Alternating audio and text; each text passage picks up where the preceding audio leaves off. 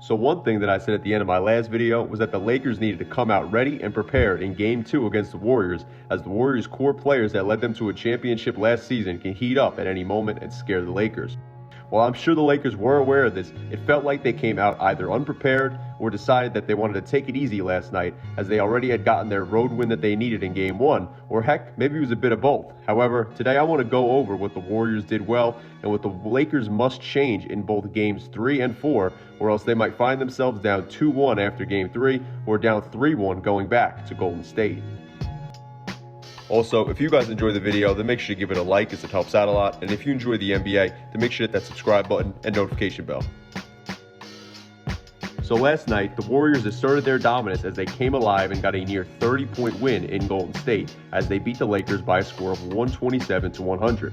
The Lakers actually came out of the gates looking pretty solid, but it felt like they played with a little less energy than in Game 1, or they just simply ran out of gas in the second quarter. And maybe they entered the game knowing they could lax it up a bit as they had gotten the necessary road win that was needed in Game 1, and they want to make sure they can handle business at home in Games 3 and 4, so they rested a bit, or simply it could have just been that they got gassed.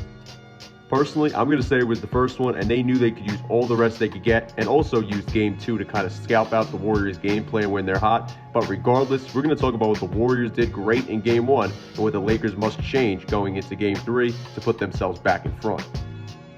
So one thing that I said in my last video was this. While Davis was still able to get his against Draymond, Draymond is 100% the Warriors' best option against AD. And right here, it seems the Warriors knew that Draymond was their best answer, like I said. As right here, you have Draymond on AD to set the tone and try to get to him early, and the Lakers have Reeves screen, Draymond navigates, there's a pick and roll, and with Draymond in a drop, and the guard play of the Lakers, like I also said in my last video, will be key, as you can see here. Down by 1, the Warriors go with a pick and roll early, as you have Draymond with the high pick and roll for Steph. AD is above the three-point line, but he ends up committing, and then you have Draymond who's able to roll and finish. One thing Golden State changed versus Game 1 was that in Game 2 they cross-matched on the Lakers. You had JaMychal Green who was on AD and ends up switching the LeBron and AD pick and roll with Wiggins, and it was a great job from Golden State here.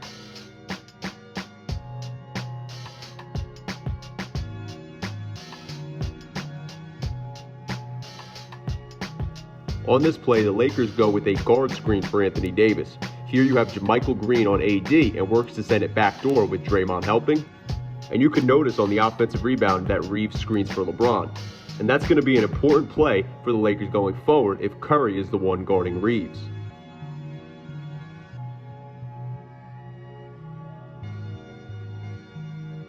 One thing I also mentioned in my last video was the Lakers movement and the Warriors defense, and it was interesting to see which one would give first. And it ended up being the Lakers defense that gave out first, as right here they're going to need to sustain their activity.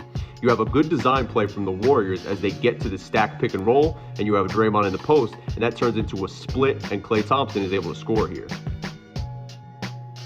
Like I can't stop saying, the guard play of the Lakers is going to be the key.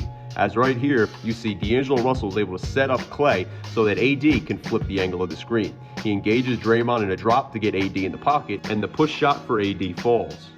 One thing I also mentioned in my last video was AD not getting back up to the level when he was in the drop against Poole, and you can see as he tried to fix that and change that in this game, as he was able to stop Poole here.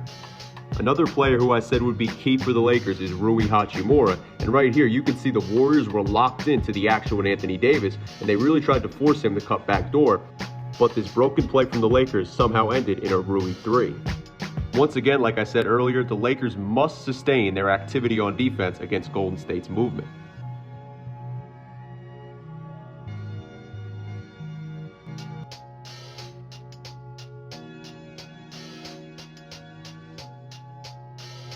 One thing I also talked about in my last video was the Lakers needing to make sure their transition defense was key and it was on point, as right here they did not, and it led to 3 points for DiVincenzo. The Warriors decided to mix in a stack pick and roll here, but the issue was that Wiggins was in the weak side corner and LeBron was helping. The Lakers have to make sure they keep working and sustaining, like I said. Like I also said, Draymond is the key to at least containing AD as much as possible. As right here, Draymond's in a drop versus Davis, but the stunt and recover from Draymond was beautiful here. The guard play from the Lakers is once again something that's tough for the Warriors to contain, as you can see D'Lo with a nice move right here. The Warriors going with pick and rolls for Klay is going to be a key going forward for them, as it just simply works out. The one thing you need to notice is that a lot more of the screens that they started setting for Klay in Game 2 were in the middle of the floor, which makes it harder to lock onto him and forces you to chase after Klay. Now, after he comes off the screen, AD is in a comfortable drop, and it was able for Klay to get an open or decently open three. Once again, the Warriors decided to go with a screen for Klay in the middle of the floor, and here you see Curry is screening on the top of it, and you can see all the space that Klay gets with no switch and AD back, and it gets them a three. The Lakers decided to double Klay at the end of the half, but the issue was they didn't pay attention to the weak side. And here you have the denials on Klay and Poole, but Curry finds Draymond, and it's way too easy for a rim running slam. Right here, you had a good patience from Klay and a good adjustment from the Warriors to start the second half. Reeves top blocks and denies, and Klay goes backdoor, and you notice instead of going to a shot, Klay waits, and AD is in a drop still, so now he has to work to come back up, and you can look, Klay gets a three. The thing with the Lakers was they didn't start the second half off terrible on offense.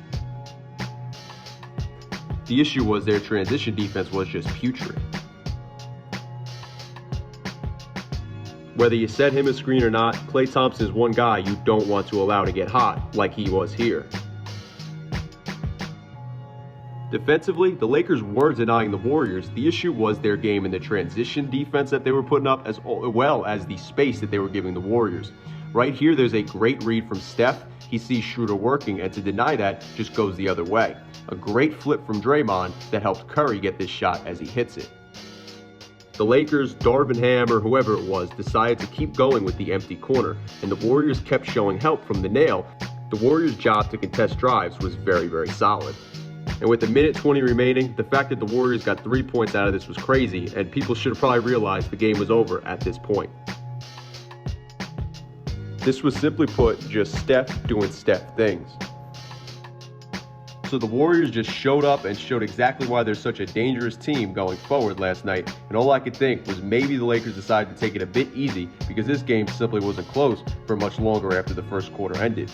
I do believe the Lakers will win one game at home within the next 2 games, but I won't be surprised if I'm wrong about that, because when the Warriors find out what works for them and Steve Kerr taps into it, they don't leave their opponents alive for very long afterwards. I want to know though what you guys think about the Lakers or Warriors, this series, or anything we talked about in the video or having to do with either team down below in the comment section. So let me know your thoughts down below.